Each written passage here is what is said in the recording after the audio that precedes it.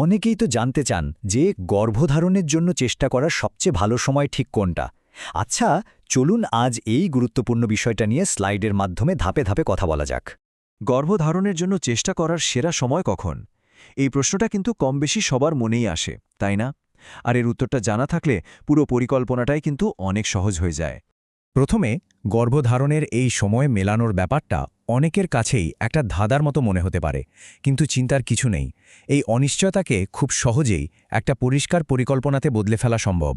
আর এই ধাঁধার সমাধানটা কিন্তু একদম সায়েন্টিফিক। এর মূল সূত্রটা হলো একটা বায়োলজিক্যাল ঘটনা যার নাম হচ্ছে অভিউলেশন। বেশ, তাহলে চলুন এই মূল ধারণাটাকেই একটু ভেঙে দেখা যাক। গর্ভধারণের জন্য যে সবচেয়ে ভালো সময়, তার পেছনের বিজ্ঞানটা কি? এই সময়টাকেই কিন্তু বলা হয় ফার্টাইল উইন্ডো। আচ্ছা, ওভিউলেশন জিনিসটা তাহলে কি? খুব সোজা করে বললে, প্রতি মাসে মেয়েদের ডিম্বাশয় থেকে যে একটা পরিণত ডিম্বাণু বেরিয়ে আসে, সেই প্রসেসটাই হলো ওভিউলেশন। ফার্টিলিটি বোঝার জন্য এটাই কিন্তু প্রথম এবং সবথেকে গুরুত্বপূর্ণ ধাপ। এখন এই জায়গাটা একটু মন দিয়ে বুঝতে হবে। ডিম্বাণু আর শুক্রাণুর আয়ু কিন্তু একরকম নয়। ওভিউলেশনের পর একটা ডিম্বাণু বাঁচে মাত্র 12 থেকে 24 ঘন্টা। খুব অল্প সময়, তাই না? কিন্তু অন্যদিকে দেখুন, শুক্রাণু কিন্তু মেয়েদের শরীরে 3 থেকে 5 দিন পর্যন্ত বেঁচে থাকতে পারে, ডিম্বাণুর জন্য অপেক্ষা করতে পারে। আর এই যে আয়ুষ্কালের একটা বড় পার্থক্য, ঠিক এই কারণেই একটা উইন্ডো বা সুযোগের সময় তৈরি হয়। এই সময়টাকেই আমরা বলি ফার্টাইল উইন্ডো, যেটা প্রতি মাসে প্রায় 6 দিনের মতো থাকে। চলুন একটা উদাহরণ দিয়ে বুঝি। ধরুন একটা 28 দিনের সাইকেল।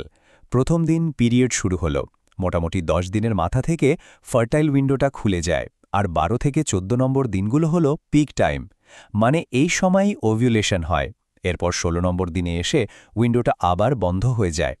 এই টাইমলাইনটা মাথায় রাখলে পুরো বিষয়টা বুঝতে অনেক সুবিধা হয়। এখন কথা হলো, এই ফার্টাইল উইন্ডোটা নিজে থেকে ট্র্যাক করা যাবে কিভাবে? এর জন্য কিন্তু কয়েকটা খুব কাজের উপায় আছে। চলুন সেই টুলকিটটা একটু থেকে নিই। ওভিউলেশনটা ঠিক কখন হচ্ছে এটা বোঝার জন্য মূলত 4টে উপায় আছে। 1. নিজের মাসিকের সাইকেলটা ট্র্যাক করা। 2. ওভিউলেশন প্রেডিক্টর কিট বা ওপিকে ব্যবহার করা। 3. শরীরের কিছু লক্ষণের দিকে খেয়াল রাখা। আর 4.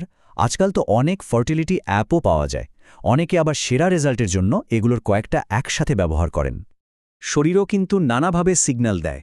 যেমন সার্ভাইকাল মিউকাস বা যোনির স্রাবটা দেখতে কাঁচা ডিমের সাদার মতো পরিষ্কার আর পিচ্ছিল হয়ে যায়।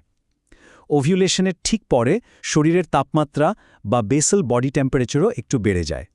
আবার অনেকের তলপেটের একপাশে হালকা একটা ব্যথাও হতে পারে। এই সব পদ্ধতির মধ্যে ওভুলেশন কিট কিন্তু সবচেয়ে নির্ভরযোগ্য উপায়গুলোর একটা। তো চলুন এইবার বিজ্ঞানের